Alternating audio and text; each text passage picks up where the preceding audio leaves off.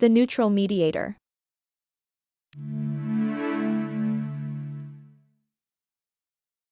The neutral mediator. Neutrality is a core principle of mediation. It ensures fairness and impartiality throughout the process. Here we will explore why a mediator must be neutral and why it's important to mediation.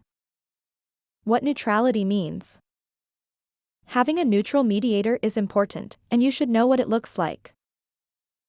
Being neutral means treating all parties equally, without bias or favoritism.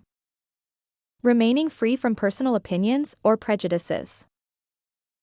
Giving each party an equal opportunity to be heard and valuing each party's perspective, even if you don't agree with it. Examples of neutral behavior include giving each party equal time to speak, avoiding judgmental language, or actively listening to each party's concerns. What neutrality does not mean. Being neutral does not mean being a passive observer. It does not mean being emotionless. Mediators acknowledge and manage emotions. It does not mean ignoring power imbalances between the parties. It does not mean avoiding difficult conversations, but rather handling them in the right way. Why neutrality is important. Having a neutral mediator is important because it creates a safe space for parties to explore solutions. Parties are also more likely to engage if they trust the mediator's neutrality.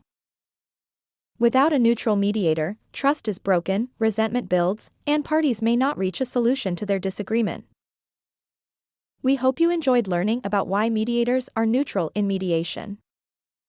Please help happy mediation reach more people by liking this video or making a donation and sharing it with other people.